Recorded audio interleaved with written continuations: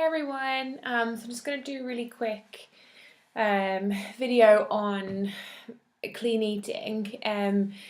After I posted my cheesecake recipe, I had a message off a friend asking about the different ingredients that I was using. Just saying that she was generally confused because of the clean eating thing where you're supposed to use single whole ingredients, and that she would never use 1 cal spray or sweeteners or protein powder because you look at the ingredients and are confused by it. And this is the reason why I'm doing this course, because I've been one of those people that goes, oh, that's bad and that's bad, and you demonize certain food groups or certain food types, and actually there's really no need to do that. And it's a lot more like there's more grey areas than it just a food being good or bad. Obviously the whole clean eating trend is cutting out any sort of processed foods, but then what do you class as a processed food? Because bread is processed. Does that make it bad for you? No. Should you eat a whole loaf of bread a day? Probably not. It's that whole saying of, one healthy meal won't make you thin and one bad meal won't make you fat. It kind of is the same thing, but the whole idea behind it is obviously to get people to eat more wholesome foods that are obviously going to benefit you in numerous different ways. Obviously, health benefits of fruit and vegetables, and actually getting the nutrients and vitamins and minerals that your body needs, versus eating junk food, so to speak. But it doesn't mean to say that you have to cut out anything that's got more than one ingredient in it. So protein powder, for example, if most people don't know, whey protein, the whey is just a part of the milk. So when it's processed, like I'm sure you've all heard the nursery rhyme, like curds and whey. That's literally all it is. It's just that they've stripped everything else away, and you're left with this pure protein part of the milk. That's literally all it is. There's nothing bad in protein powder at all. It's just a really good way of increasing your protein intake without having to eat like a million chicken breasts. And obviously it's lower in calorie. Again, clean eating is promoted because it's encouraging people to eat foods that are less dense in calories, so you can eat more. What would you rather eat? You could have like a Krispy Kreme donut, which is going to be 450 calories, versus like a plate of chicken breast and veg and a mound of food. The calories are going to be the same, but what's going to benefit you more? It doesn't mean to say you can't have a donut every now and then, because you can. It's a really difficult one. As for 1 cal spray, that is literally just olive oil. 1 calorie it's fine. Sweetness is a whole different subject, which I'll probably do a separate blog on. A calorie-free sweeteners, calorie-free, not going to do any harm at all.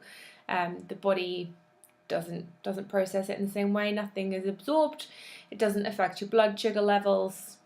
You're absolutely fine to do that. There's no scientific research to prove that they've got any detrimental effects on your health. And it's really interesting that I got the question on the whole clean eating thing, because there's a documentary on BBC Two last night called Horizon. It was actually fantastic, so do watch it on iPlayer if you have 45 minutes or so. They're kind of myth busting a lot of that, and they're talking about certain cookbooks and the Deliciously Ella, and people who actively encourage, in a positive way, people to eat more healthy. But then, as with anything, people take it to an extreme, and that's where it becomes an issue. Even a year ago, I would have sat here and said, chocolate bars bad, don't ever eat them. But you can. It's just a lot of things get put into the same bracket. Essentially, as with any diet or whatever you want, like there's a million different diets and different names for them. The principle is the same.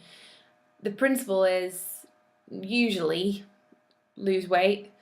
The principle is to be in a calorie deficit. The method is the method in which you employ to achieve that result, and it's the method that is the different diet. So whether that's clean eating, whether it's low carb, low fat, whatever that might be, it's just the method of getting there. And that's what people struggle with, is that actually there's not one method.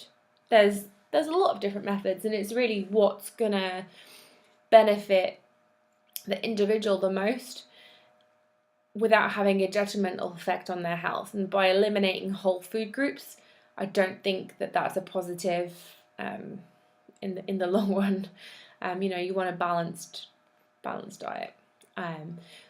Same as people like Joe Wicks, body coach. Obviously, he's done very, very well, and on the surface of it all, it's all great. He's encouraging people to be active and be healthy and cook from scratch and avoid processed foods.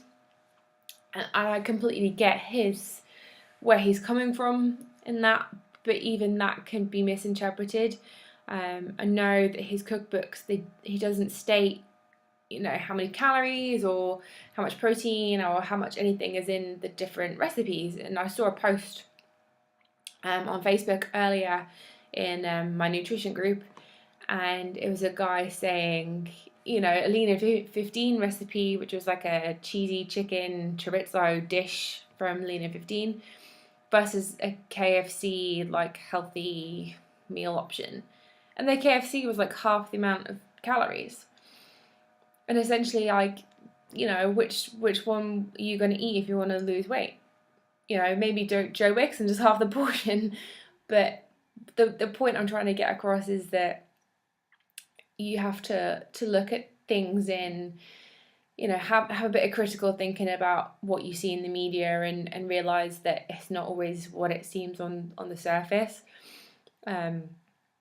It's difficult to get your head around it at first. I'm still learning, but I've learned a lot in the short time that I've been doing this course. So, but I find it really useful actually if you have any specific questions about different things you see or hear in the media, and I'll be happily to try and give my viewpoint and everything across. So I hope that's been a little bit of insight, but do definitely check that documentary out. It's actually the best one I've seen for a while.